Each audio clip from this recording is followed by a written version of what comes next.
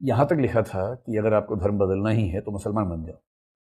तो लोगों को लगता था कि जब 1935 में घोषणा की तो शायद वो इस्लाम चुनेंगे, लेकिन 35 के एकदम बाद उनका रुझान सिख धर्म की ओर काफ़ी बढ़ता हुआ दिखा।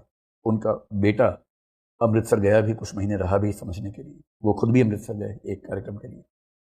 तो लोगों के मन में था कि या तो वो इस्लाम को चुनेंगे या ईसाइयत को, शायद ईसाइयत पर कम संभावना थी, या सिख धर्म को चुनेंगे, क्योंकि उनकी जो अप्रोच थी उसके हिसाब से इन तीन का विकल्प ज़्यादा मजबूत था। लेकिन सरप्राइजिंग बात यह है कि 13 अक्टूबर 1935 की घोषणा के 21 साल 1 दिन बाद 14 अक्टूबर 1956 को अपनी मृत्यु से केवल 1.5 महीना पहले उन्होंने धर्म बदला। और जब धर्म बदला तो कौन सा धर्म था?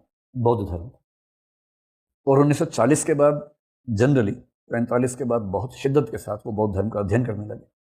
और उनकी इच्छा हुई कि मैं बौद्ध धर्म पर एक ऐसी किताब लिख के जाऊं जो भारत के बौद्धों की बाइबल बन जाए। जैसे बाइबल होता है ना कि एक किताब पढ़ ली तो आपको ईसाइयों को पता है कि भाई ये है, या कुरान शरीफ पढ़ ली तो मुसलमानों को पता है कि ये हमारी किताब है। ऐसे ही बौद्धों की भी तो एक किताब हो, क्योंकि बौद्धों में एक किताब नहीं, बहुत बिखराव है। अभी मैं आपको समझाऊंगा क्या बिखराव है।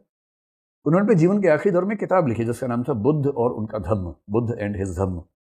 ये किताब छपी उनकी मृत्यु के 1 साल बाद 1957 में, उनकी मृत्यु 56 में हुई। और वो लिख चुके थे, प्रूफ रीडिंग कर चुके थे, रेफरेंसिंग कम कर पाए थे, जो रेफरेंसिंग बाद के लोगों ने की। जब उसका हिंदी अनुवाद भी है 1961 में, रेफरेंसिंग बाद में हुई। रेफरेंसिंग का मतलब उसमें जहाँ जहाँ कोई उदाहरण था तो वो कहाँ से लिया गया है उसके रेफरेंसेस बाद में जोड़े गए, लेकिन हाँ वो लिख चुके थे। और उन्होंने कहा कि मेरे वाला जो बौद्ध धर्म है, न तो वो मूल बौद्ध धर्म है, न वो हीनयान है, न वो महायान है, मैं इसको नया नाम दूंगा नवयान। ये